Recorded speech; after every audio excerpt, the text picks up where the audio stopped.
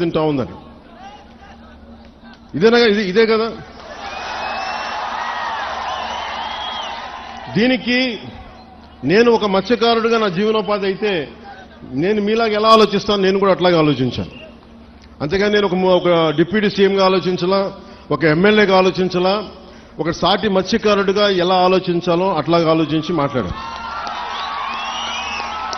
ఒక clear cut instruction మన మత్స్యకారుల దగ్గర నుంచి వచ్చింది. మేము ఎప్పుడూ కూడా పరిశ్రమలకి వ్యతిరేకం కాదు, కానీ వ్యర్థాలని కాలుష్యాలని ఎంత శుద్ధి చేసి పంపుతారన్నదే మా ప్రశ్న. ఇది రెండోది. నేనేం చెప్పానంటే పారిశ్రామికవేత్తల్ని బెదిరించి ఎవరైనా సరే, గతంలో కూడా నేను ఏం మాట్లాడానంటే వైసీపీ నాయకులను కూడా లోపలికి రమ్మని చెప్పాం. ఇది కూటమి ప్రభుత్వం అయినప్పటికీ కూడా నేను ఒకటే అడిగాను, ఇది పవన్ కళ్యాణ్ పిఠాపురం నుంచి గెలవటంలో వచ్చిన సమస్య లేదంటే ఉన్న సమస్య అంటే ఇది ఎప్పటి నుంచో ఉన్న సమస్య అని చెప్పారు. నాకు ఆ భరోసా నాకు ఇచ్చారు. నేను సందేహించడానికి అడగల, శంకించడానికి అడగల, అసలు ఎలా వచ్చింది మూలం ప్రజలందరికీ తెలియజేయడానికి. సో నేను అన్నీ మాట్లాడితే ఖచ్చితంగా ఈ కాలుష్యం మీరు లేనిపోయిన అభాండాలు మత్స్యకారులు ఎవరు వేయరు, అది నేను అర్థం చేసుకోగలను.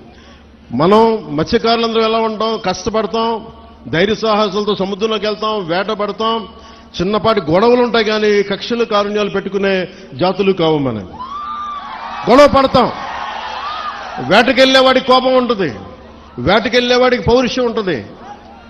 అంతేగాని మనం ఎవరిని కూర్చొని ఒకరి పొట్ట కొట్టాలనో ఇంకోట్లా అనుకునేది కాదు. కానీ మన పొట్ట కొడుతుంటే మనకి బాధ ఉంటుంది, మనకి ఆవేదన ఉంటుంది. నేను ఒకటే చెప్పా, సంఘాల నాయకులతో కూర్చొని మాట్లాడుతా అంటే వాళ్ళు ఒకటే చెప్పారు, మేము ఎన్ని చెప్పినా మీరొచ్చి కొత్తపల్లి ఉప్పాడలో మీరు పెడితే తప్ప ఈ మన యువత మాట వినరు, దయచేసి ఈ మాట చెప్పండి అంటే నేను సంఘాల నాయకులందరితో పాటు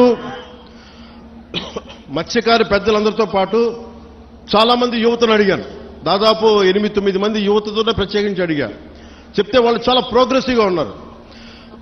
వాళ్ళు అడిగింది ఏంటంటే, ఒకటి, ఈ వ్యర్థాలని ఎలా శుద్ధి చేస్తారు, శుద్ధి చేస్తే మేము పొల్యూషన్ కంట్రోల్ బోర్డుని మేము ఎలా నమ్మాలి, వాళ్ళేమో చేయట్లేదు అన్నారంటే దానికి నేనేం చెప్పానంటే కలెక్టర్ గారు షణ్మోహన్ గారితో మాట్లాడి నాకు సమయం ఎంత ఇస్తారు ఇవన్నీ చేయడానికి అంటే నేను 3 దఫాలుగా పెట్టుకున్నాను.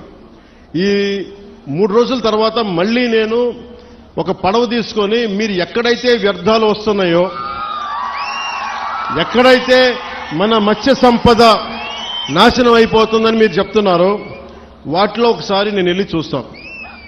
ఎందుకంటే ఒక మత్స్యకారుడిలాగా వెళ్ళాలి అంటే నేను కూర్చోబెట్టి 4 గోడల మధ్య ఉంటే ఇది నాకు మీరు అది అర్థం అవడం కంటే కూడా పేపర్లు తీసుకొని ఆ రిపోర్ట్ చదవడం కంటే కూడా మీరు లోపలికి వెళ్ళి వేటలో వెళ్తే ఎలా ఉంటుందో అలాంటి పరిస్థితుల్లో మీరు ఏమి అనుభవిస్తున్నారో అది చూడడానికి నేను కూడా పడవ తీసుకుని ఒక 2-3 రోజులు తర్వాత ఇక్కడే మన కాకినాడ పోర్టు నుంచే మొత్తం వెళ్ళి ఈ కోస్టల్ లైన్లో ఎక్కడైతే పొల్యూషన్ ఉందనేది మన మత్స్యకారు యువత కానీ నాయకులు కానీ వాళ్ళు చూపించిన ప్రదేశాల మేరకు నేను వెళ్ళి దాని నుంచి నేను స్వయంగా నేను పరిశీలిస్తాను. 1, 2 అసలు పొల్యూషన్ ఆడిట్ చేయమన్నాను.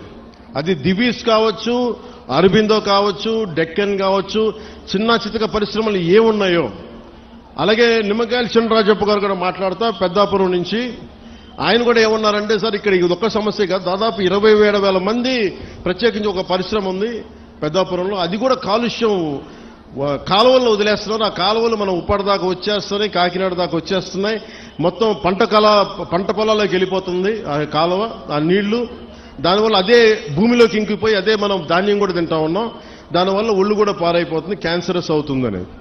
సో నేను పెట్టుకుంది ఏంటంటే మనకి చాలా ఈ అభివృద్ధితో పాటు మనకు కావాల్సింది ఖచ్చితంగా పర్యావరణ పరిరక్షణ కావాల్సిందే మనకి. దాంట్లో నేను ఎక్కడ కాంప్రమైజ్ అవ్వట్లేదు, దాన్ని ఎక్కడా కూడా నేను మిమ్మల్ని వంచాలని కూడా నేను ప్రయత్నం చేయట్లా. నాకు మీకు కుదరినప్పుడు నేను రాజకీయాలు వదిలేసి వెళ్ళిపోతాను తప్ప నేను మీ న్యాయం చేయలేనప్పుడు నేను కూర్చోబెట్టి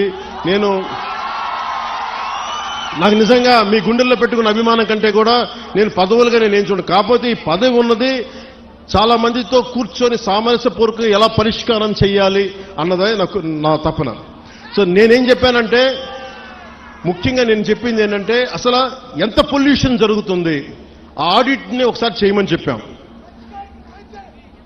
ఆడిట్ చేద్దాం, అసలు ఎంత కాలుష్యం ఉందనేది చెప్తే అందరూ అడిగారు. షణ్మోహన్ గారు మొత్తం సంఘాల నాయకులందరితో మాట్లాడి, అక్కడ ఉన్న యువతతో కూడా మాట్లాడి, ఈరోజు దాదాపు 100 మంది పైగా వచ్చారు. వాళ్ళందరితో మాట్లాడి మీ ప్రతినిధులుగా మేము అడిగింది ఏంటంటే, షణ్మోహన్ గారు, కలెక్టర్ గారు, కనీసం మాకు 100 days టైం ఉంటే దీని మీద యాక్షన్ ప్లాన్ చేద్దామని ఒకసారి, అంటే ఎలా చేద్దాం దీనికి సంబంధించి.